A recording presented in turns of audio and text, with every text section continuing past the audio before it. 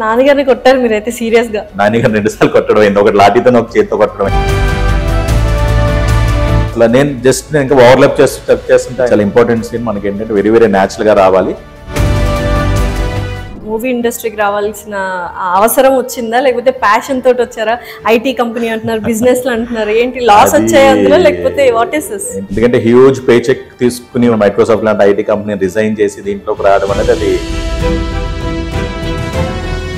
ఇప్పుడు ఏమనిపించింది అసలు, సినిమా హిట్ అవుతుందా లేకపోతే చిన్న సినిమా కదా అన్న ఫీల్ లో ఉన్నారా, లేకపోతే ఏంటి? ఇది చాలా రిస్కీ స్టెప్. ఇది ఇలాంటి కంటెంట్ కనెక్ట్ అవుతుంది అవసరం, అది నమ్మారు నాని గారు. ఇంక ఈ క్యారెక్టర్లు ఇతను కాకపోతే లేకపోతే ఈవిడ కాకపోతే ఇంకెవరు చేయలేరు అంత పర్ఫెక్ట్ గా. ఈ ఆఫర్ ఎలా వచ్చింది ఏంటి, అసలు ఎక్స్పెక్ట్ చేశారా ఇంత పెద్ద సక్సెస్ అవుతుందని? తెలిసి ఇలాగ ఒక క్యారెక్టర్ అనుకుంటున్నామని అని చెప్పి, మీరు ఇప్పుడు ఇందాక ఏదైతే మీరు ఏడ్ చేయనని చెప్పారు అదే సీన్. ఏ సిచ్యువేషన్ లో అసలు ఎందుకు వచ్చా అనవసరంగా అనుకున్నారు? మనం ఏదైతే కొద్దిగా సేవింగ్స్ పెట్టుకున్నా అవి కూడా ఎగ్జాస్ట్ అయిపోయినాయి. ఎలాగ ఏంటి ఎందుకు వచ్చాను రా బాబు అని రిగ్రెట్ అయ్యారు. కృష్ణానగర్ కష్టాలు అంటే సినిమా కష్టాలు ప్రతి ఆర్టిస్ట్ కి ఇవన్నీ తప్పు.